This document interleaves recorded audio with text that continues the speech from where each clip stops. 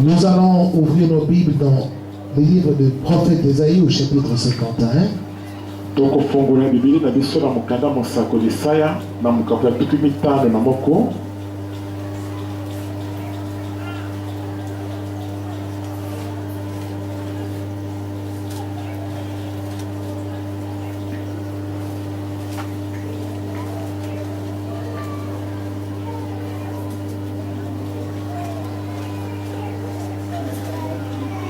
Ésaïe 51, du verset 1 au verset 3. Isaya mukapo ya 15 na moko banda eteni ya yango kina na tina misato. Nous allons tenir debout pour écouter la lecture de la parole de Dieu. Tokoteni mabandeko badengeli mpona kolanda bitangi ya liloba na Nzambe.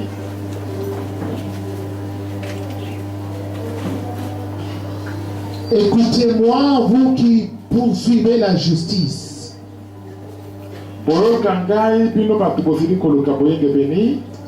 qui cherchez l'Éternel. Portez les regards sur le rocher d'où vous avez été taillé.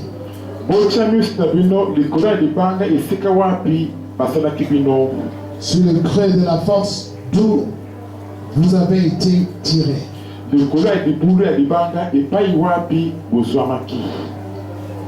Portez les regards sur Abraham, votre père, et sur Sarah, qui vous a enfanté.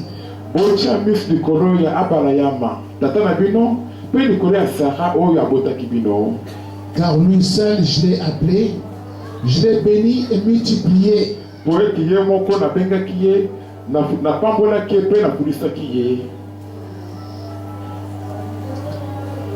Ainsi, l'Éternel a pitié de Sion. Il a pitié de toutes ses ruines. Il rendra son désert semblable à un Éden.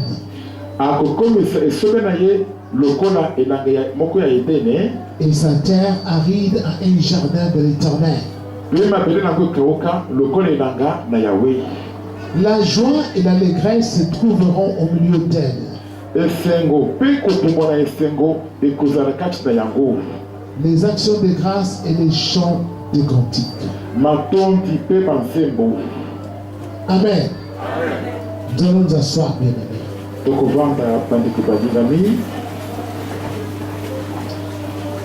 Notre thème est le suivant.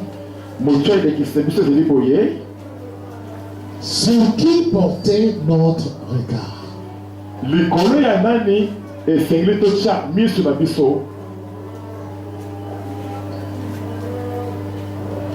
Sur qui dois-tu porter ton regard?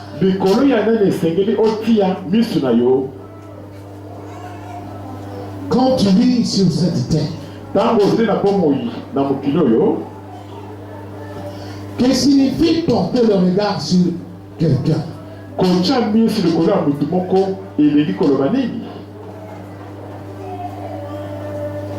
C'est Dieu qui parle ici par la bouche du prophète Ésaïe.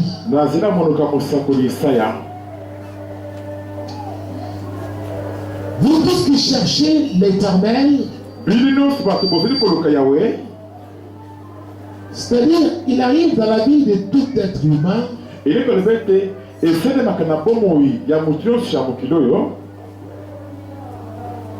à un moment de sa vie, ils ont un besoin ardent de chercher Dieu dans sa vie.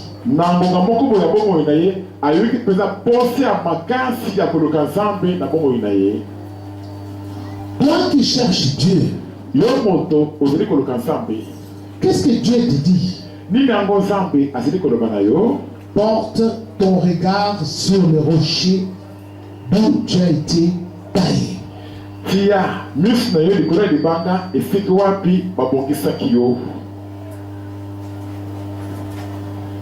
Le rocher dont on parle ici, c'est de quel rocher?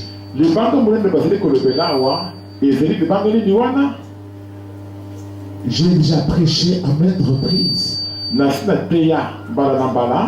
David, priant Dieu et disant, l'Éternel est mon rocher. David na komona na kanza mpe na kolobaka ete Yahweh azali libanga na nga monene. Jésus-Christ est aussi le rocher. Yesu Kristo azali mpe libanga monene. Jésus et le Père ne sont qu'un. Yesu na tata bazali se bobele moko. Portez le regard sur le rocher d'où tu as été taillé. Kocha misu likolo ya libanga epai wapi obongisamaki. C'est-à-dire, Eli koloba imiter Dieu. komekola Nzambe. Qui t'a créé. Nzambe oyo akela yo. Nous tous, Biso nyonso nous devons savoir esengeli toyeba qu'au commencement, Dieu, quand il a créé le monde, il a créé l'homme à son image. ete na ebandeli ntango Nzambe akelaki mokili akelaki moto kolandisa elilingi na ye. Quand on vient sur cette terre, Ntango tozali na bomoi na mokili oyo, notre modèle que nous devons suivre, c'est Dieu. modele na biso esengeli tolanda ezali nde Nzambe. Mais personne n'a jamais vu Dieu. Kasi ata motu moko te atikala komona Nzambe te. Mais l'image de Dieu invisible, Kasi elilingi na Nzambe oyo bamonaka biso te c'est Jésus-Christ. ezali nde Yesu Kristo. C'est celui sur qui nous pourrons porter notre regard ezali likolo na ye esengeli biso totiaka miso na biso pour chercher à imiter Jésus-Christ. mpona koluka komekola Yesu Kristo. C'est-à-dire Eli koloba de marcher comme lui-même a marché sur cette terre quand il était dans la chair semblable à la tienne et à la mienne. kotambola lokola ye atambolaki mpe na kati na mokili oyo ntango azalaki na nzoto ya ndenge moko lokola oyo ya yo lokola mpe oyo ya ngai oyo. Dieu dit encore, Nzambe azali koloba lisusu il faut porter aussi le regard sur le creux de la fosse d'où tu as été tiré. esengeli kotisa biso mpe likolo ya lidusu ya libulu epai wapi yo ozwamaki. C'est de quel creux de la fosse dont on parle? ezali lidusu ya libulu nini bazali kolobela. On parle de la terre d'où tu as été tiré. bazali koloba te mpona mabele esika yo ozwamaka. Parce que l'homme a été créé de la terre. po ete moto akelamaka uta mabele. Dieu a pris la terre, il l'a formée Nzambe azwaki mabele asalaki et il a soufflé là-dedans. mpenza mafulaki na kati wana. Et voici l'homme a été créé. bongo tala motu akelamaka.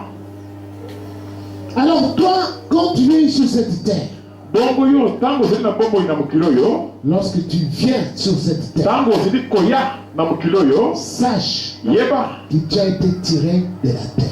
ete ozwama uta mabele. Qu'un jour, ete mokolo moko que tu le veuilles ou non, olinga te tu retourneras à la terre. okozongela kaka na mabele.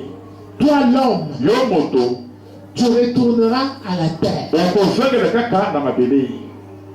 Le corps que tu chériras, Nzoto ozali kolinga mingi koleka wana, à cause duquel tu désobéis à Dieu, oyo mpona yango ozali koboya kotosa Nzambe, tu es fier de ton corps. ozali kosala fiere mpona nzoto na yo. Sache que ce corps-là Yeba ete nzoto wana a été tiré de la terre. ezwama na yango uta mabele. Alors toi, Bongo yo tu dois porter ton regard esengeli otya miso na yo toujours ntango nyonso sur le creux de la fosse d'où tu as été tiré. lokolo ya lidusu ya libulu epai wapi yo ozwamaka. En te souvenant, nakokanisaka tôt ou tard, ata ndele tu retourneras à la terre. okozongela kaka na mabele. Portez le regard aussi kotya miso na biso mpe sur Abraham, notre père, dans la foi. likolo ya abrahamu tata na biso kati na kondima. Alléluia. Eh oui, ya solo Il faut imiter Abraham. esengeli komekola Abraham. Tu cherches Dieu Ozeli koluka Nzambe dans ta vie. na bomoi na yo. Sache Yeba que le premier modèle ete modele ya liboso que tu dois imiter, oyo esengeli yo omekola c'est Jésus-Christ, ezali nde Yesu Kristo, les rochers des siècles. libanga monene ya bikeke na bikeke.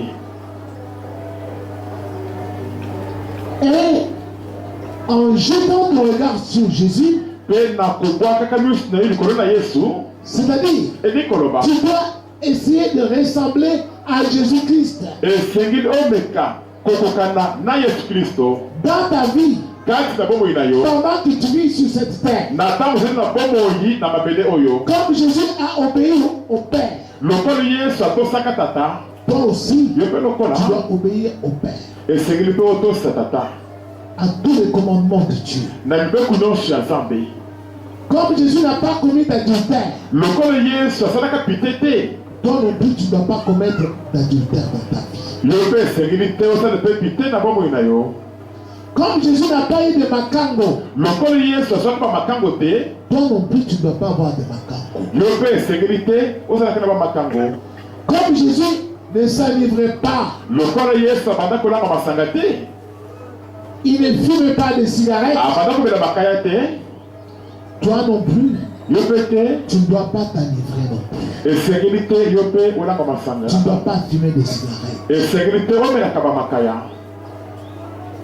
Jésus doit être ton modèle. Esengeli Yesu azala modele na yo, Et mpe en portant ton regard sur Jésus, na kobwakaka miusu na yo likolo na Yesu, n'oublie pas kobosana te de jeter aussi le regard sur la force d'où tu as été tiré. mpona kobwaka mpe miusu na yo likolo ya lidusu ya libulu esika wapi ozwamaka. En te rappelant Na kokanisaka que ton corps que tu aimes là ete nzoto na yo ezali kolinga wana vient de la terre. ezali kowuta nde na mabele, Et un jour, mpe mokolo moko il retournera à la terre. ekozongela kaka na mabele. Et après, Bongo na nsima porte le regard sur Abraham. tia miusu na yo likolo ya abala yamba, Parce que lui, po ete ye seul, ye moko pamba il a cru en Dieu. andimelaka Nzambe. Alors que dans son pays, Awa kati na mboka na ye, son père tata na ye était un idolâtre. azalaki mosambela bikeko. Dans son pays, Kati na mboka na ye, où les gens de sa nation bato nyonso ya ekolo na ye étaient des idolâtres. bazalaki basambela bikeko. Mais lui seul, Kasi kobeli ye moko il avait cru en Dieu. andimelaki Nzambe. À cause de cela, Mpo na yango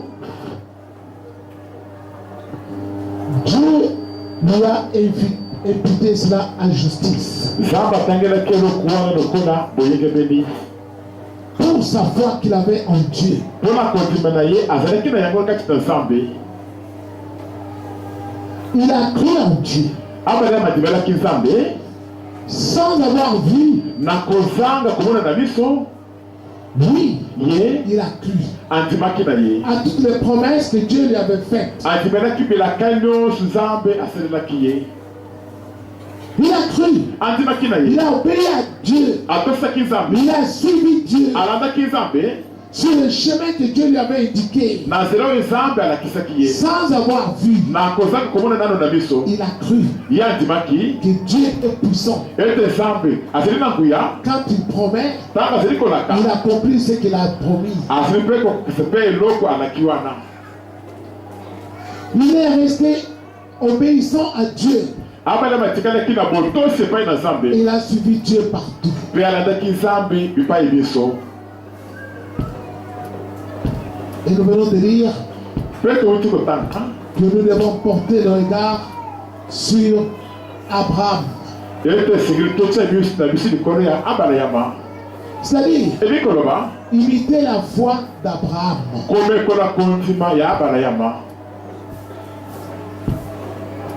Nous aussi, Biso mpe lokola nous devons avoir la même foi. esengeli tozela mpe na kondima moko wana. Parce que la plupart d'entre nous Po ete bamingi na kati na biso n'ont plus la foi que Abraham avait. bazali lisusu te na kondima oyo abala yamba azalaki na yango. Ils invoquent Dieu. mais n'ont pas la foi en Dieu. Et la Bible dit, or sans la foi, il est impossible d'être agréable à Dieu. Car il convient que celui qui s'approche de Dieu croit que Dieu existe.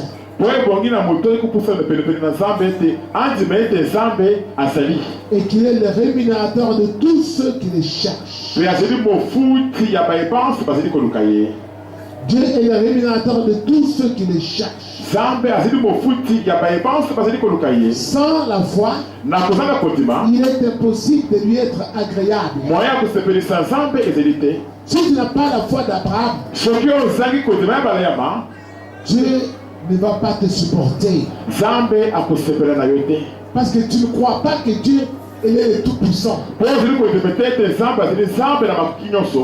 C'est comme quelqu'un qui veut que Dieu le guérisse de sa maladie. Mais il se dit en lui, mais le médecin m'a aussi dit ceci, cela. Alors il ne croit pas du tout à ce que Dieu lui a dit.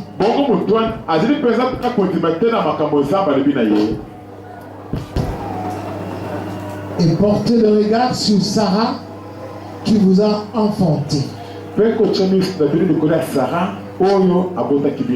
Alléluia. Amen. Eh oui. Sarah est une femme. Sarah a dit moi si. C'est la femme d'Abraham.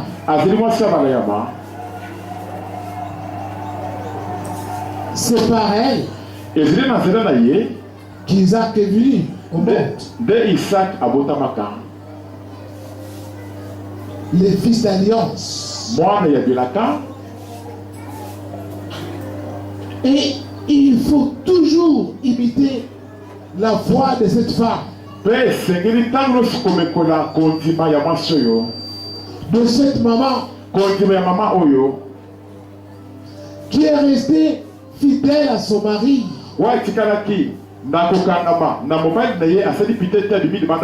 Jusque dans sa vieillesse. Elle est restée fidèle à son mari. Cette maman est restée fidèle à son mari.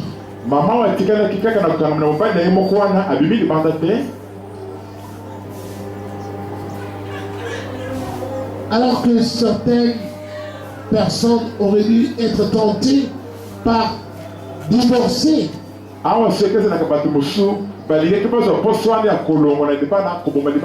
Parce qu'elle n'enfantait pas avec Abraham. Mais elle est restée fidèle à son mari. Et ici nous venons de lire que nous devons aussi porter le regard sur elle.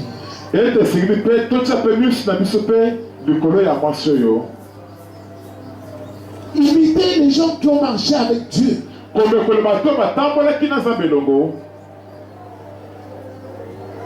Parce qu'Abraham avait imité Dieu. Sarah aussi avait imité aussi Dieu. Elle a marché avec Dieu. Et pourtant elle était une femme. Alors qu'il y a des femmes qui disent c'est difficile de marcher avec Dieu.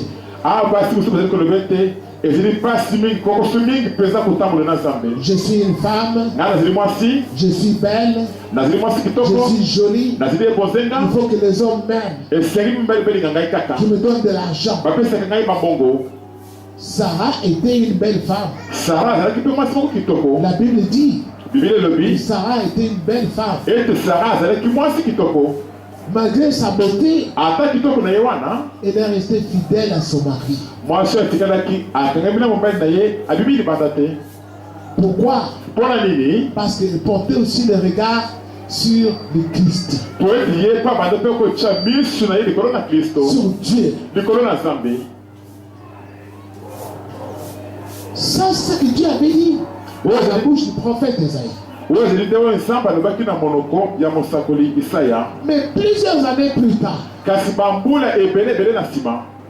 Paul est venu.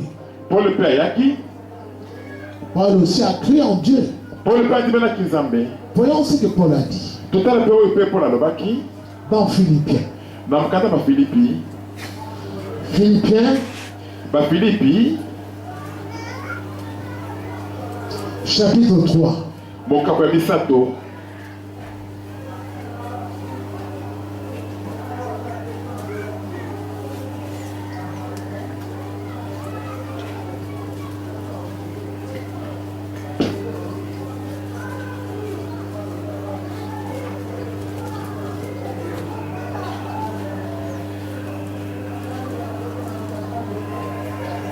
Vous allez lire verset 17 au verset 21. Nous allons tenir debout bien aimé.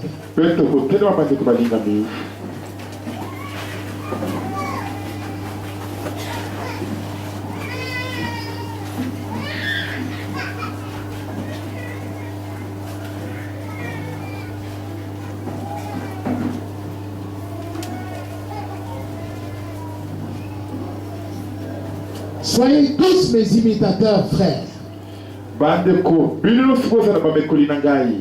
Et portez les regards sur ceux qui marchent selon les modèles que vous avez en nous.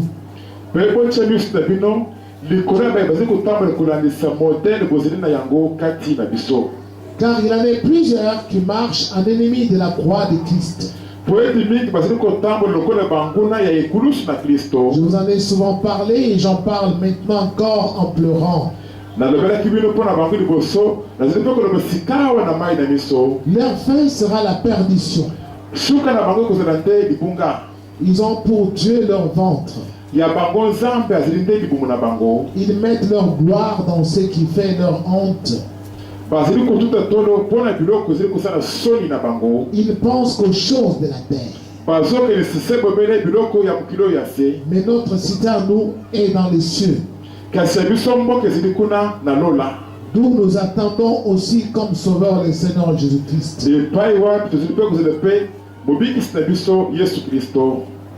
Qui transformera les corps de notre humiliation en le rendant semblable au corps de sa gloire par le pouvoir qu'il a de s'assujettir toutes choses.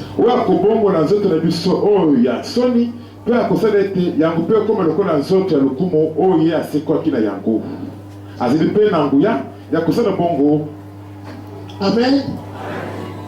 Nous allons nous asseoir, bien-aimés. Paul vient. Il enseigne aux hommes. Vous portez les regards sur moi. Frère,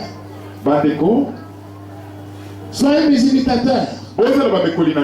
Et portez aussi les regards sur ceux qui marchent sur le modèle que vous avez en nous.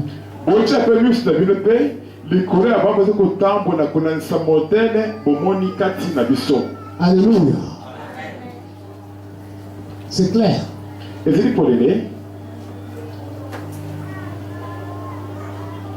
Tu viens sur cette terre. Nous sommes en une période où il y a beaucoup de gens qui se sont rebellés contre Dieu.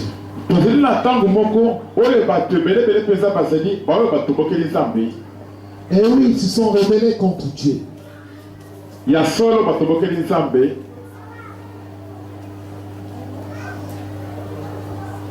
Si tu ne fais pas attention, toi tu vas porter ton regard sur ces gens-là. Tu vas les imiter. Eh bien, tu vas te retrouver loin de Dieu. Tu vas te retrouver entre les mains du diable. Satan a déjà lié ta vie.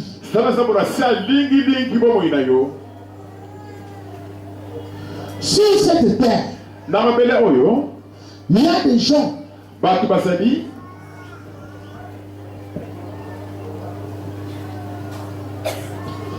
sont les ennemis de la croix de Jésus-Christ. C'est-à-dire quoi? Sur la croix, Jésus a détruit le corps du péché.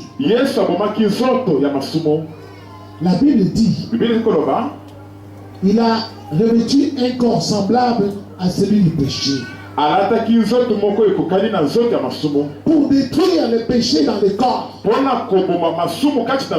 Parce qu'avant que Jésus ne vienne, les hommes étaient sans force devant le péché. C'est pour cela que Salomon a eu 1000 femmes.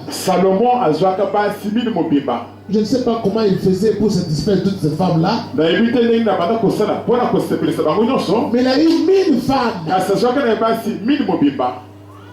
Parce que le péché est encore dans le corps de l'homme.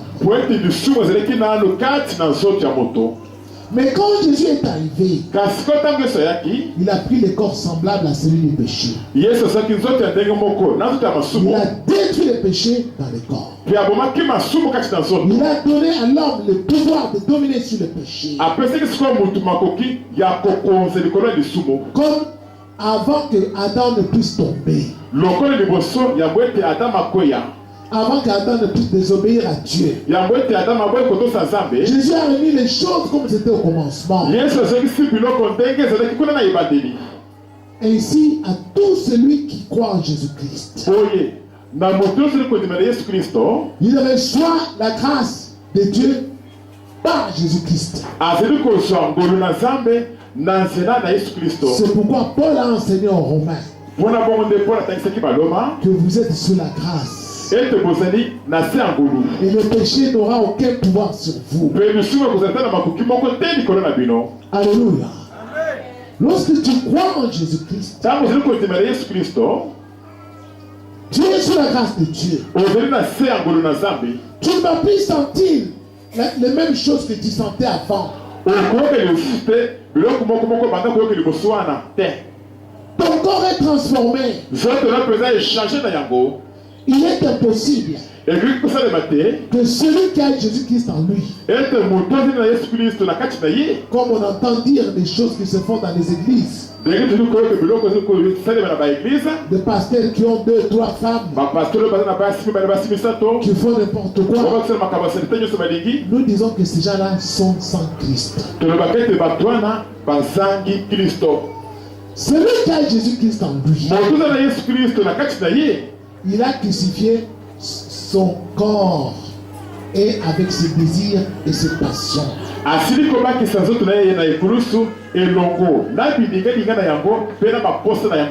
ne sens plus la même chose. Parce que ce n'est plus toi qui vis. Mais c'est Christ qui vit en toi. Et Christ en toi ne peut plus te permettre de faire des publicités. C'est impossible. Bien aimé, écoutez-moi, Congolais. L'évangile de Jésus que vous voyez ici, si Christ est en toi, tu ne peux plus encore mentir, ni te bagarrer, injurier les gens. Quand on te dit quelque chose, tu te fâches. Si on te donne des conseils, tu te révoltes. Tu n'as pas encore l'esprit de Christ en toi. Tu n'as pas encore le Christ en toi. Si tu vois une femme, tu es sur le point de la suivre. Si tu vois un homme qui te fait la cour, tu acceptes. Non, Christ n'est pas encore en toi. Quand Christ sera en toi, tu vas sentir une différence. Les péchés n'auront plus de pouvoir sur toi. Alléluia. Bien aimé, je vous dis la vérité. Moi que vous voyez, j'étais un grand pécheur. Toute ma jeunesse, je ne faisais que beaucoup de péchés. Mais quand Christ est entré en moi, Étant jeune, je fumais des cigarettes. Parce que je portais aussi le regard sur mes amis. Je le voyais fumer. Moi aussi, je vais fumer. Et dans ces années-là, 70, on regardait les cinémas américains. Les cowboys qui fumaient des cigarettes.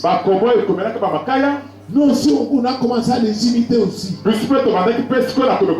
a porté les regards sur eux. Mais le jour où Christ était entré en moi, même la vie des fumées avait cessé de ma bouche. Je me suis senti autre.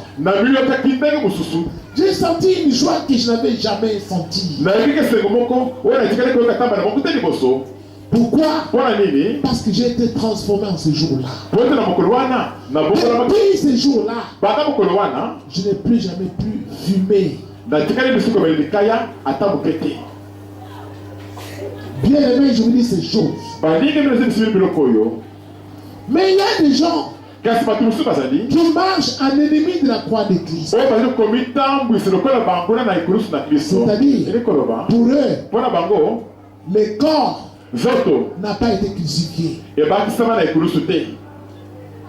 Ils font tout ce que leur corps les commande.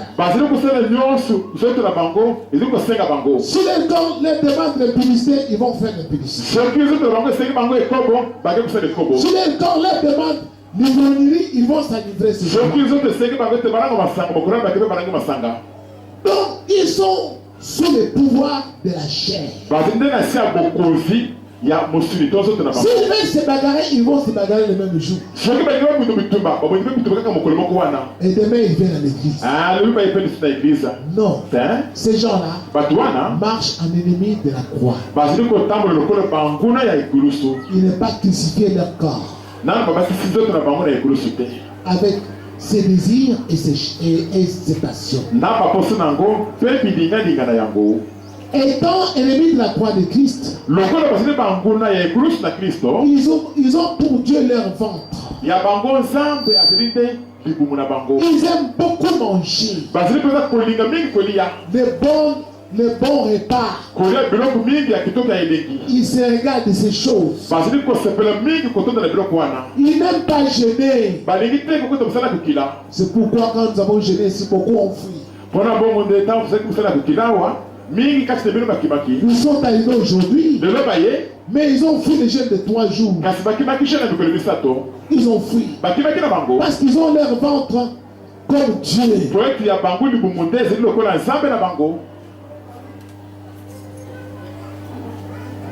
Et toi, ne porte pas le regard sur ces gens-là. C'est-à-dire, ne les imite pas. Nous venons de lire que leur fin sera leur perdition. N'imite pas ces gens-là. Tu vas les voir partout. Ils dansent à la télévision. Ils sont presque nus. Toi, ne les imite pas. Tu vas les voir à la télé en train de s'enivrer. Scolle, Pierre. Tu vas la lui faire le tout aussi cataire. Toi, ne les imite pas. Ne porte pas ton regard sur eux. Porte le regard sur le Christ. Porte le regard sur le modèle que tu as eu. Que Dieu t'a donné. Porte le regard sur ceux qui marchent avec Dieu. Limite ces gens-là.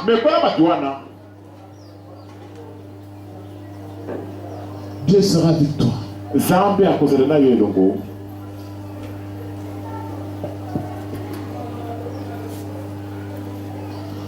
Ces gens-là, ils ne pensent qu'aux choses de la terre.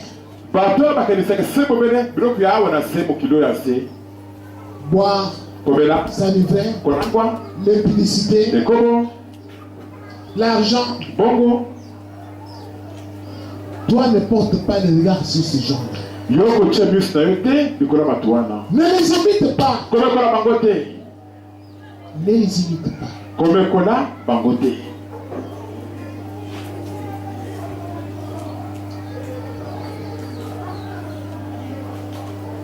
Paul a parlé à Timothée. Paul a parlé à Timothée. 2 Timothée chapitre 1. Timothée a parlé au Yambo. Qu'est-ce que Paul dit à Timothée? Paul a dit à Timothée.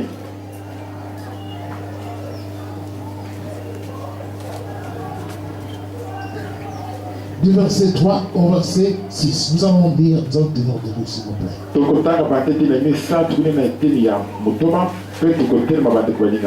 Paul dit ceci. Je rends grâce à Dieu que mes ancêtres ont servi et que je sers avec une conscience pure. Parce que nuit et jour, je me souviens continuellement de toi dans mes prières. Me rappelant tes larmes et désirant te voir afin d'être rempli de joie. Gardons le souvenir de la foi sincère qui est en toi, qui habita d'abord dans ton aïeul Loïs et dans ta mère Eunice, et qui, j'en suis persuadé, habite aussi en toi.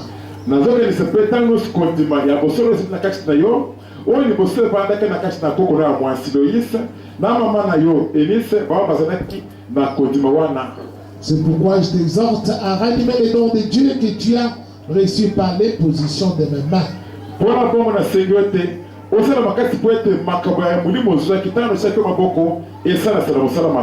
Alléluia. Je vous invite à vous asseoir, bien aimés. Paul dit, je rends grâce à Dieu que mes ancêtres ont servi.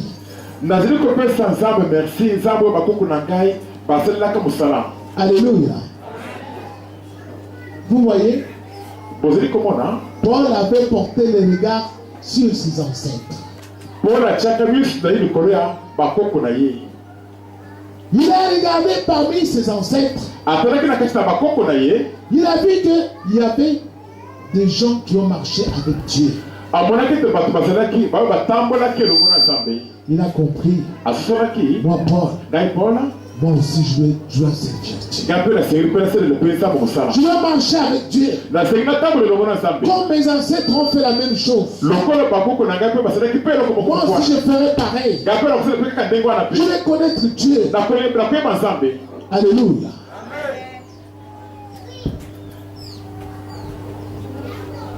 C'est Paul là que vous voyez. Lorsqu'il persécutait les chrétiens, lui il pensait que ce qu'il faisait là, c'était vraiment pour l'intérêt de Dieu.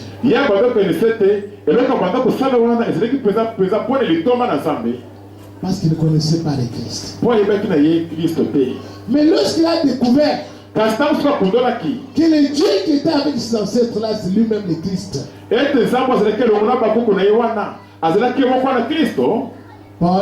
Paul est devenu le disciple à 100% de Jésus-Christ.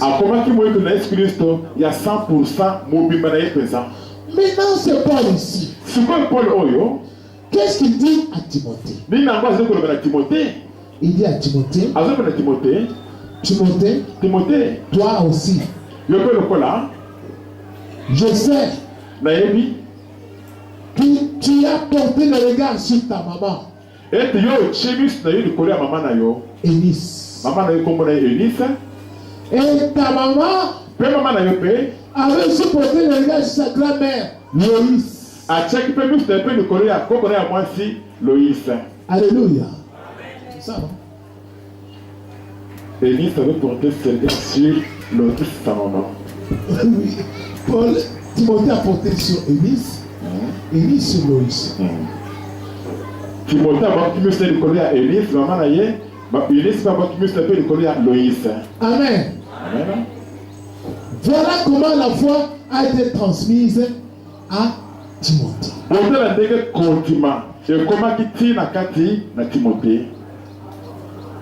C'est Timothée ici. Timothée oyo. Qui était-il? Azalaki nani? Restez assis. Kovanda. Si j'ouvre ma Bible dans les Actes des Apôtres, chapitre 16, là, du verset 1 jusqu'au verset 3, on dit ceci. Paul se rendit ensuite à Derbe et à Lystre. Et voici, il y avait là un disciple nommé Timothée, fils d'une femme juive fidèle et d'un père grec.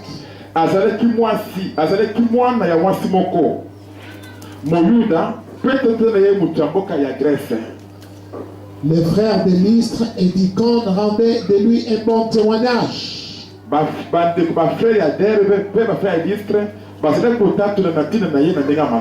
Paul voulut l'amener avec lui. Et l'ayant pris, il est circoncis à cause des Juifs qui étaient dans ces lieux-là, car tous savaient que son père était grec.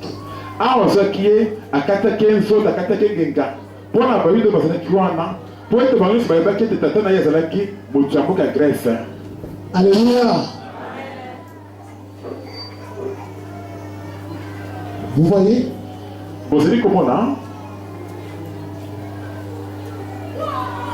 Timothée avait deux parents. Son père était grec. Ceux qui ont étudié l'histoire ancienne, ils savent que les Grecs étaient polythéistes. Ils avaient beaucoup de dieux. Mars, Diane la déesse, Vénus, déesse de beauté,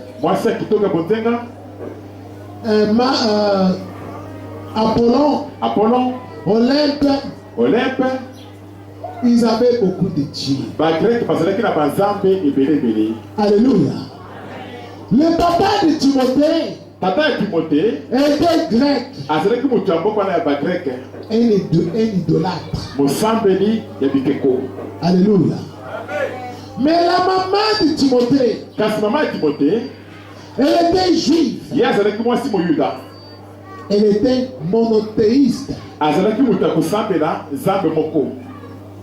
Elle croyait en un seul Dieu, le Dieu d'Israël. Sa grand-mère croyait aussi en ce Dieu-là. C'est ainsi que Timothée, étant devenu enfant, il a observé ses deux parents.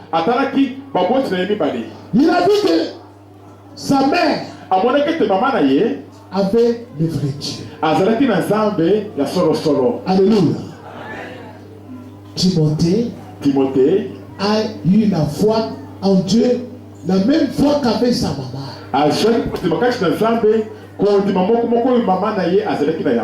Elle a commencé à imiter sa maman. Il a commencé à imiter sa maman.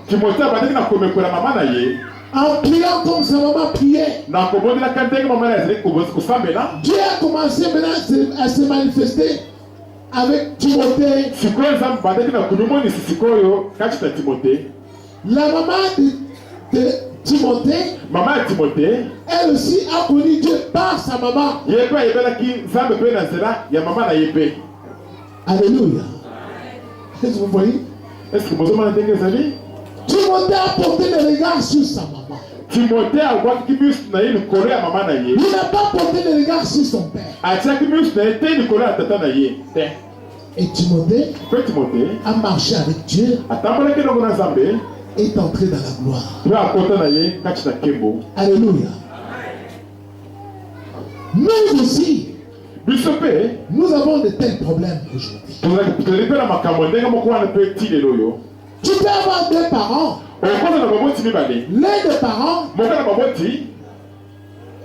n'a pas la foi en Dieu. Il est dans la franc-maçonnerie, Rose-Croix, peu n'importe quoi. Mais l'autre parent est en train de marcher avec Dieu. Toi, porte le regard sur celui qui est comme le modèle de Christ là. Et Dieu sera avec toi. Alléluia. Amen. Porte le regard sur celui qui marche avec Dieu. Et Dieu sera avec toi. Tu ne vas pas regretter dans ta vie. Tu seras heureux dans ta vie. Moi que vous voyez ici, je fais pareil. Alléluia. Moi je dis la vérité. Moi aussi, j'ai eu des parents. Mon père est encore vivant. Mais c'est un chef coutumier. Parmi les grands chefs coutumiers de ce pays. Et vous connaissez les chefs coutumiers en Afrique. Leur religion c'est quoi? C'est l'animisme. Ce qu'ils appellent les esprits de Bangkoko. Ils causent avec les esprits de mort. On appelle ça en français l'animisme. Tous les chefs coutumiers, ils font ça. Avant de boire, ils versent par terre pour les bananes.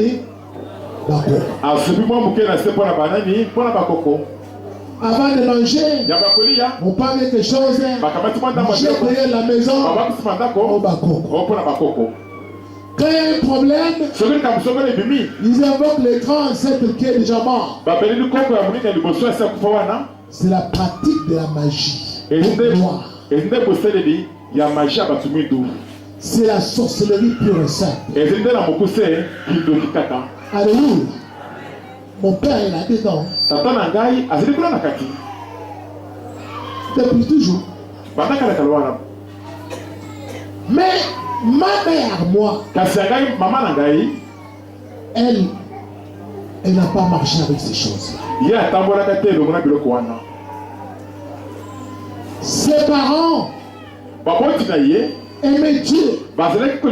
Alors qu'elle était une petite fille. À 12 ans, on a confié aux missionnaires protestants. Des blancs américains. Il y avait un internat pour les jeunes filles. On l'a mis à l'internat. Et c'est là où il était comme jeune fille.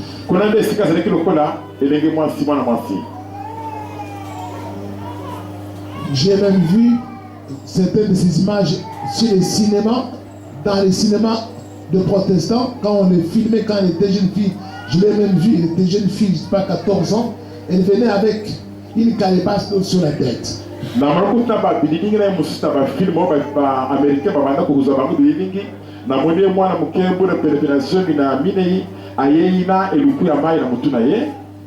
J'ai vu cela. On a projeté ça dans l'émission des protestants.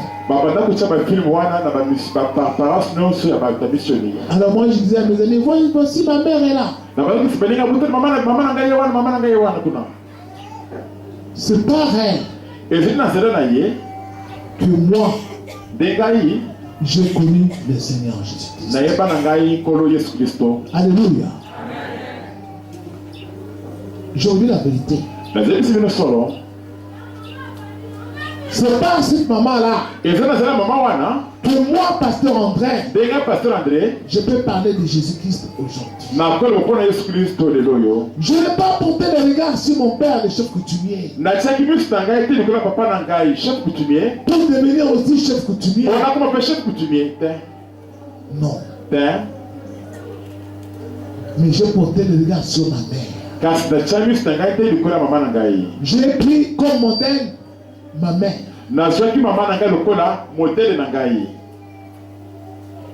Quand ma mère était sur le point de mourir,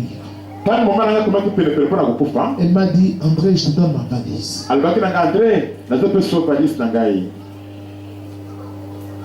Prends tout ce qu'il y a dedans. Alors je suis allé, j'ai ouvert sa valise. Parmi les biens qu'elle m'a légués,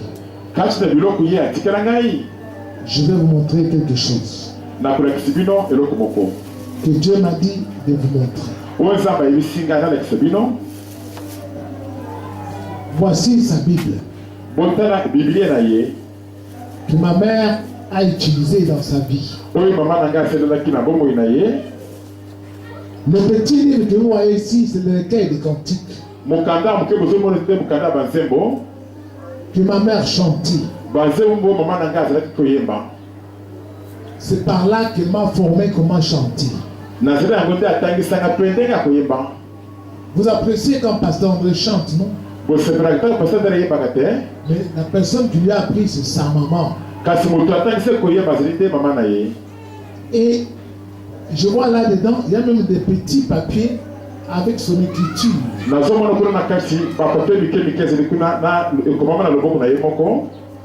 Par où elle chantait même des chansons.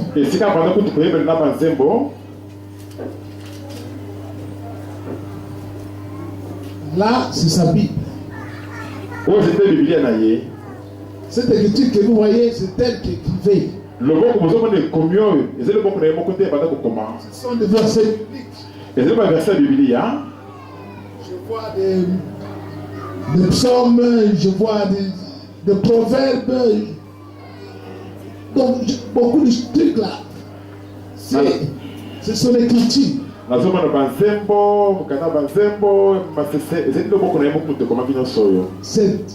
C'est ce qu'elle m'a dit.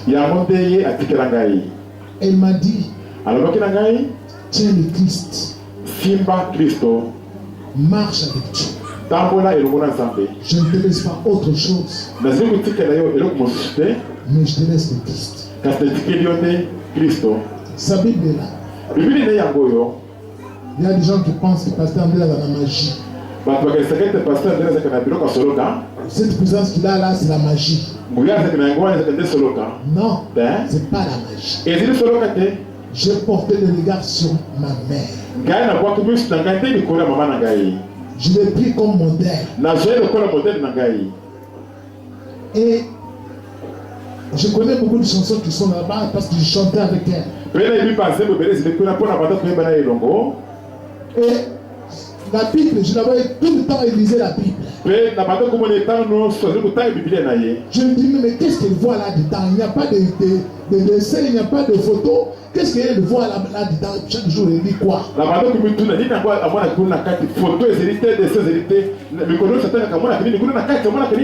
Et je lui posais des questions quand j'étais en fait. Maman, mais qu'est-ce qu'il y a là-bas?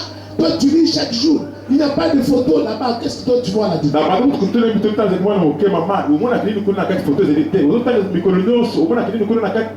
Et il riait quand j'étais enfant. Il me disait, quand tu vas grandir, tu comprendras.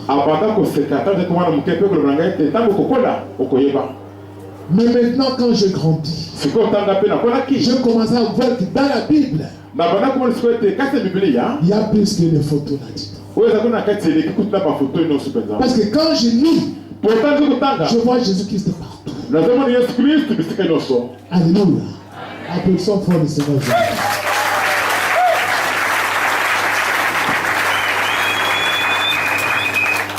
Je vous dis ces choses. Moi, je n'abandonnerai jamais Jésus-Christ jusqu'à la fin de ma vie.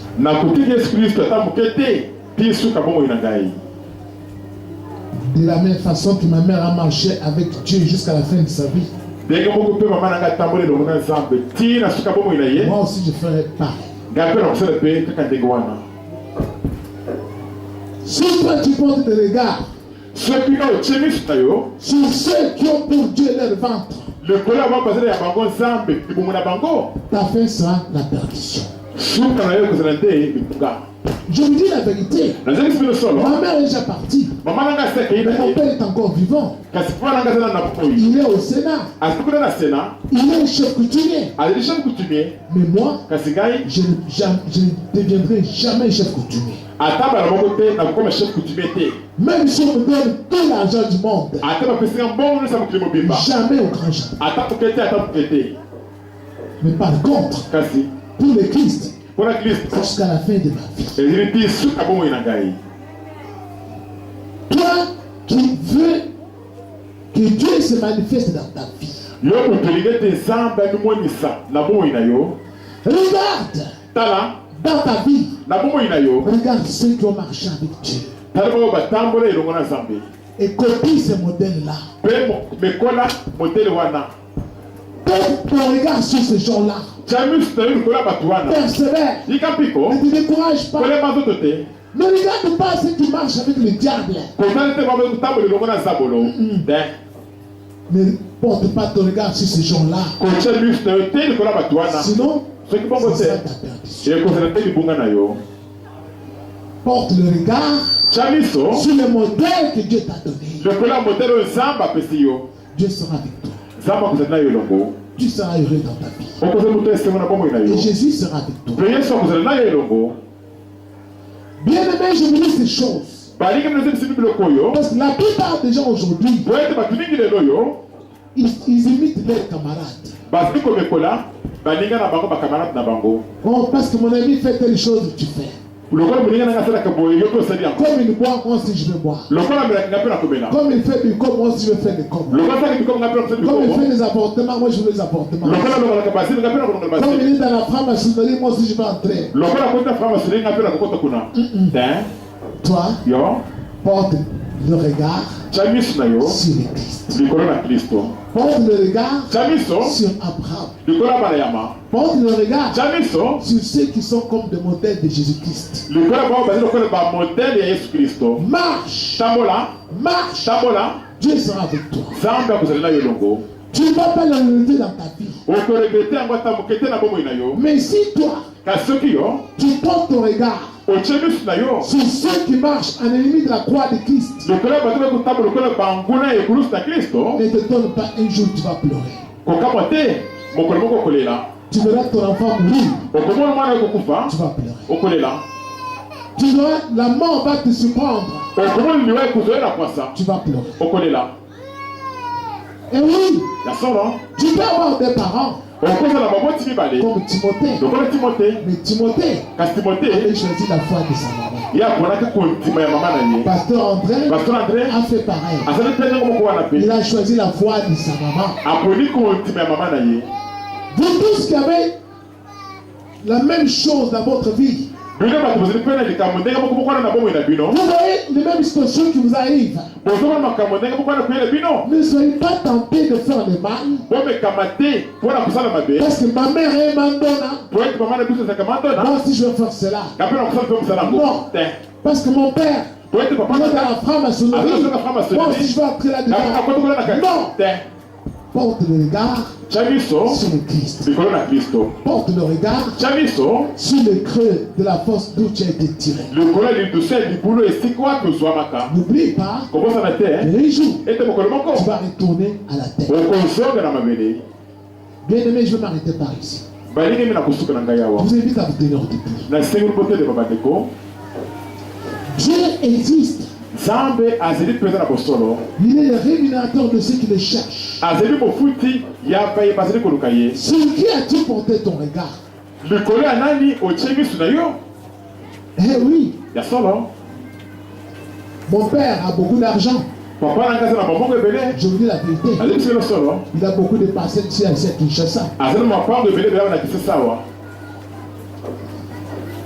Toi, tu as porté ton regard sur qui? C'est ton oncle. Parce qu'il a beaucoup d'argent. C'est l'argent qui t'attire. Tu as fait un mauvais choix. Porte le regard sur le Christ. Même celui que tu veux éviter n'a rien. Mais le Christ qui te donne là, c'est le trésor. Alléluia. On peut te donner l'argent. Tu vas manger en un seul jour. Mais si tu as Jésus-Christ, si quelqu'un te donne Jésus, il te fait connaître Jésus, c'est là il t'a aimé pour toujours.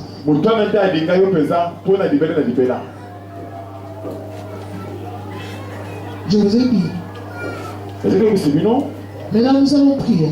Je vois que les gens sont tristes. Moi je n'imite pas les gens.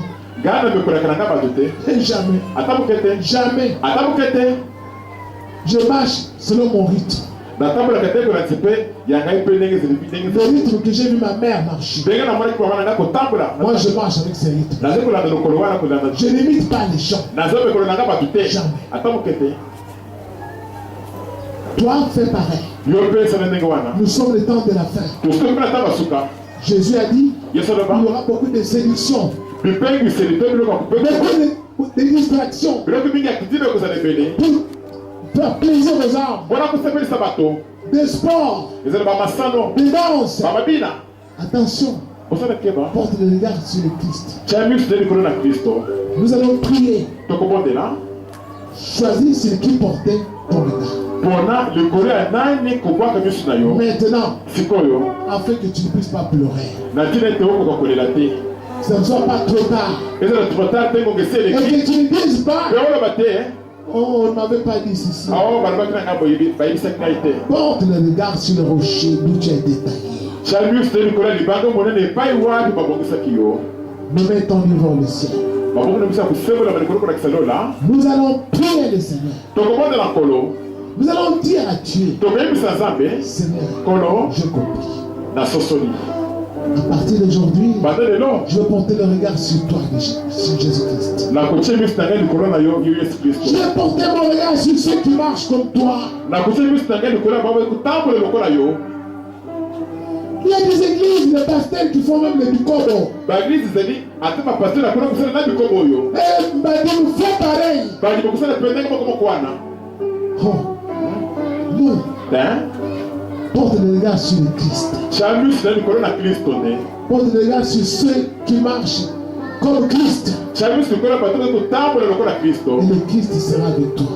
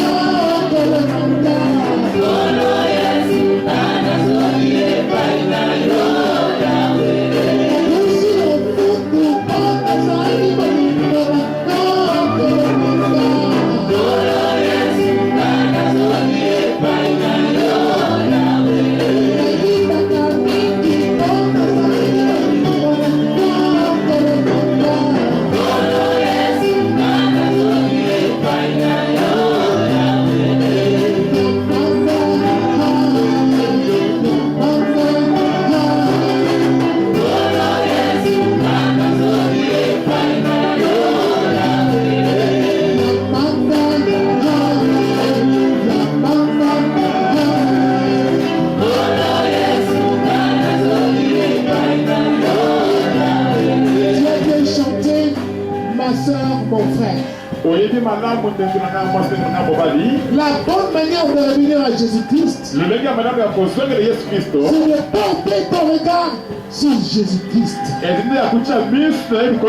sur la croix de Jésus-Christ, par où le monde a été crucifié, et par où tu as été crucifié pour Jésus-Christ.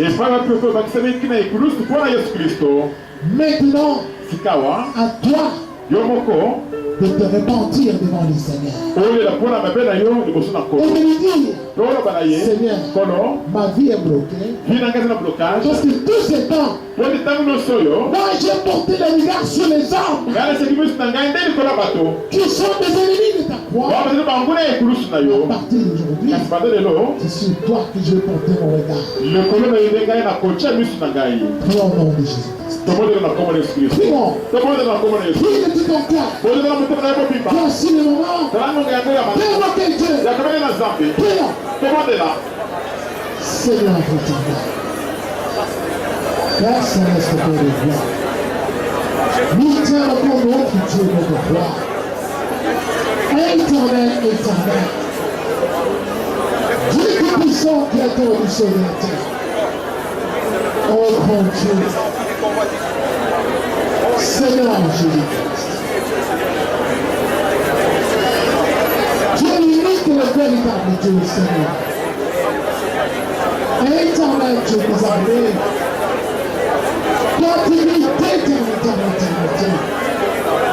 Seigneur, c'est sur toi que nous allons porter notre regard.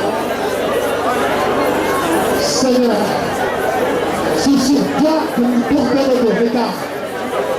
Parce que toi, Seigneur, tu es la vie et la résurrection. Parce que toi, Seigneur, tu donnes la paix. Oh grand Dieu, nous t'aimons pour notre Dieu de la foi. Éternel, éternel, éternel, notre regard est tourné vers toi. Nous voulons te ressembler à Jésus-Christ. Donne-nous la capacité de marcher comme toi tu as marché sur cette terre, en obéissant ce commandement de Dieu. Oh, Père céleste, Père de gloire. Alléluia, Seigneur Jésus. Éternel Dieu des armées. Dieu tout-puissant. Dieu d'éternité. Nous t'aimons comme notre Dieu, notre roi. Oh, Père céleste, Père de gloire. Seigneur, écoute. Seigneur, pardonne. Éternel, exauce notre prière. Que nous faisons monter devant ton trône de la grâce. Oh, grand Dieu. Sauve-nous, Seigneur Jésus-Christ. Agis, éternel Dieu des enfants. Oh, Père céleste, Père de gloire.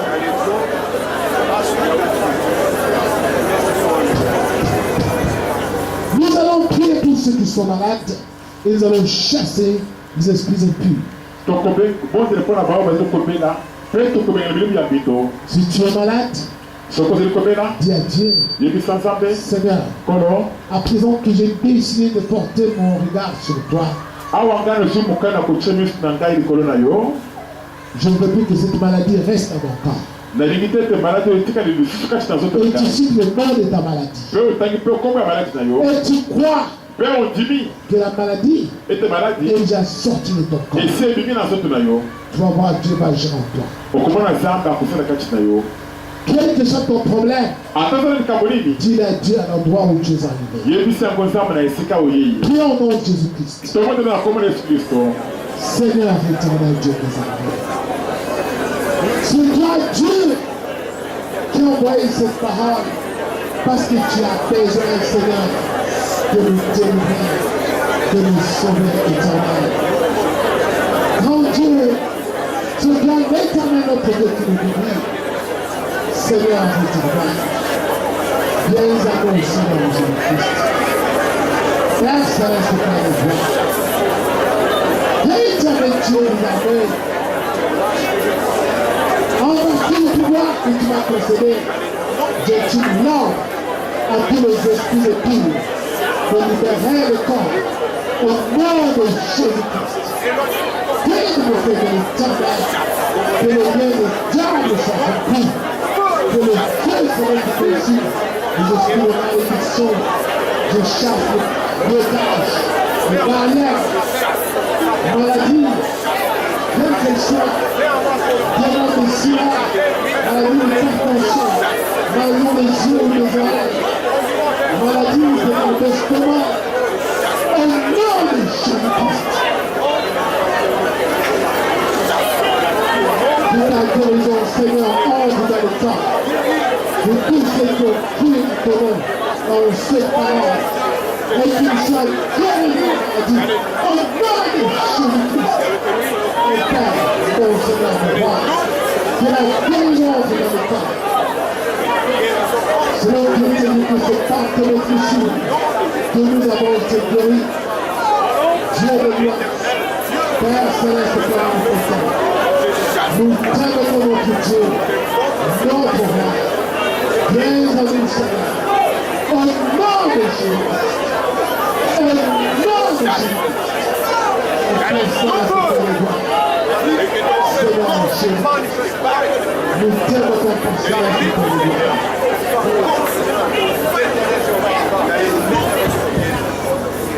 Merci Seigneur Jésus. Merci Seigneur. Nous allons appeler par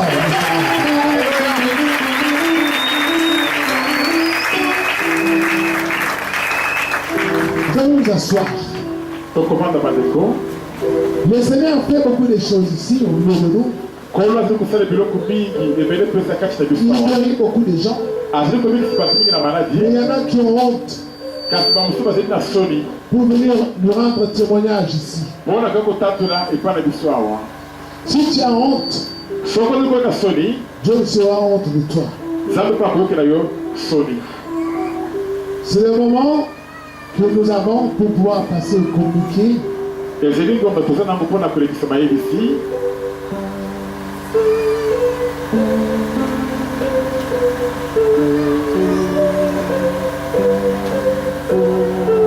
Votre vie, consacrez votre vie à Dieu.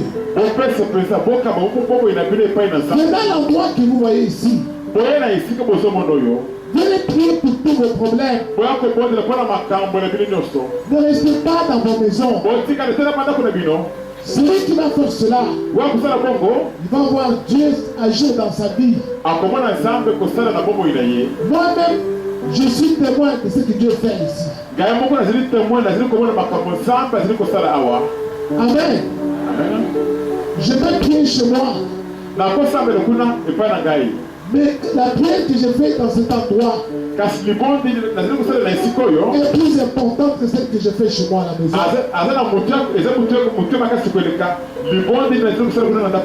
Parce que c'est ici que Dieu a choisi pour rassembler ses enfants. Je vous exhorte, venez en cet endroit. Les fidèles qui vont commencer à venir prier ici. Avant d'aller au travail, tu viens prier ici. En fait, quand tu reviens de ton travail le soir, tu passes ici. Tu pries ici. Si ta vie ne change pas ici avant la fin de l'année, dis-toi que Dieu n'est pas un agisseur. Mais la plupart d'entre vous ne prient pas.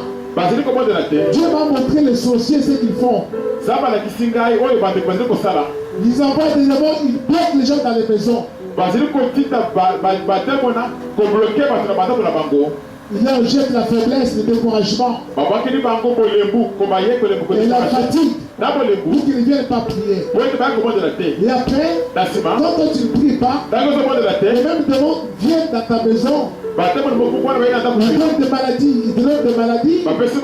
ou maladie à tes enfants. Tout l'argent que tu as gagné, ça part dans les médicaments. Le commerce que tu veux faire, ils te bloquent. Ils font ça pourquoi? Pour que tu te décourages à suivre Dieu. Pour que tu choisisses la solution facile. Et il y a aucune qui a pété. Quelle est la solution facile? Et il y a un endroit qui dit allez faire des bicomes pour avoir de l'argent. Si tu es une femme, si tu es un homme, allez chercher à voler ou escroquer pour avoir de l'argent. Alors, mais si tu commences à prier quotidiennement, ces démons-là vont te fuir. Parce que Dieu m'a montré que nous avons un grand feu ici. Tous les fidèles qui viennent prier ici, ils ont ce feu-là. Alors, si vous gardez ce feu-là,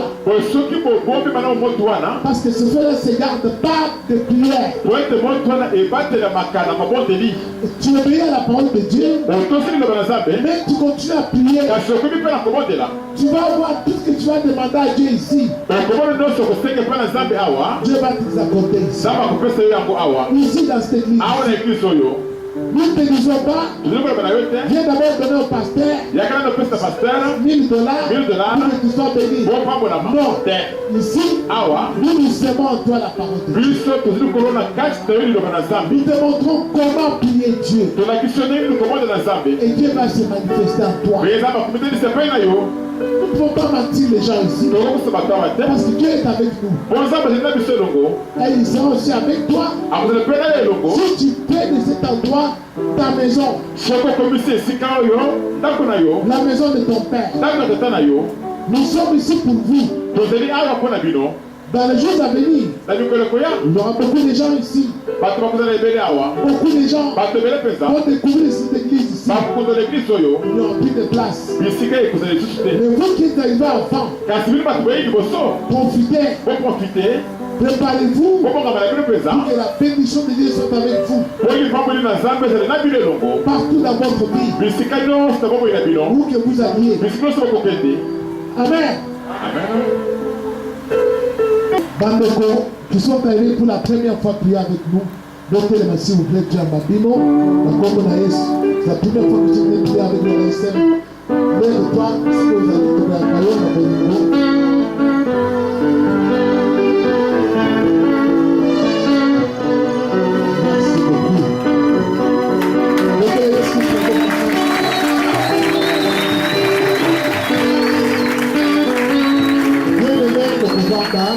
Pour revendre, s'il vous plaît. Ici, église Boyer, l'église à famille, à pasteur, c'est pas l'église à Contri, son pasteur a bouffé, moi, on a aimé pour non, ici c'est l'assemblée de Jésus-Christ. Amen. Et le pasteur, il est l'ouvrier avec Dieu, il n'est pas patron. Comme dans cette église-là, le pasteur vous a envoyé un kitchen à Nicolo, à la patron, à un bacataire, avec la maman Carabou. La somme est à Missa. Voilà, c'est ma bague. Amen. Un pasteur, applaudissons pour le Seigneur.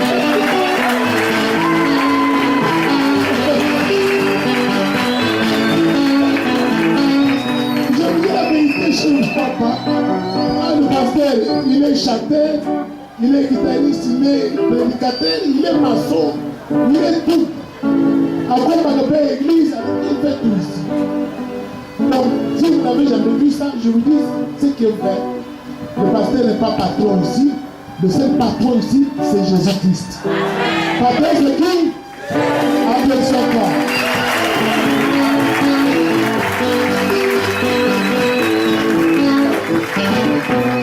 Restez avec nous, vous allez voir Dieu se manifester dans votre vie.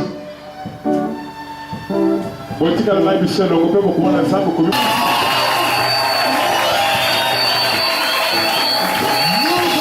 remercier le Seigneur. Nous allons bénir son Seigneur. Car sa miséricorde dure à perpétuité. Et nous allons lui recommander notre pays, le beau pays de Congo. Pour